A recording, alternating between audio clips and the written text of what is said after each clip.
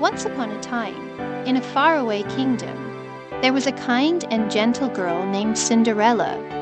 She lived with her wicked stepmother and two selfish stepsisters who made her do all the chores around the house.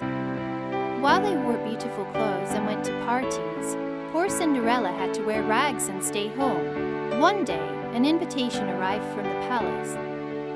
The prince was having a grand ball, and everyone was invited.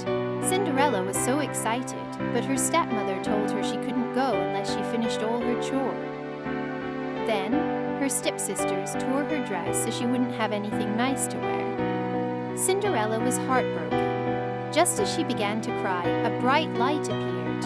It was her fairy godmother. "Don't worry, my dear," said the fairy godmother. With a wave of her magic wand, she turned a pumpkin into a sparkling carriage, mice into horses, and Cinderella's torn dress into a gorgeous gown with glass slipper. "But remember," said the fairy godmother, "the magic will only last until midnight. After that, everything will turn back to normal." Cinderella was so happy and thanked her fairy godmother before hurrying off to the ball. When she arrived at the palace, everyone was amazed by how beautiful she looked.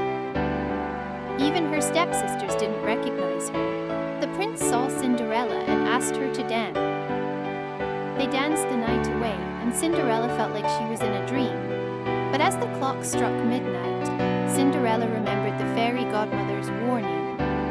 She quickly ran out of the palace, leaving behind one of her glass slippers. The prince searched everywhere for the mystery girl who had danced with him, using the glass slipper to find her. Finally, he arrived at Cinderella's house. Her stepsisters tried on the slipper, but it didn't fit them. Then Cinderella asked to try. As soon as she slipped her foot into the shoe, it fit perfectly. The prince knew she was the one, and he asked her to marry him. Cinderella and the prince lived happily ever after, and she was never treated poorly again. Every night, they would look up at the stars and remember the magical night when their dreams came true.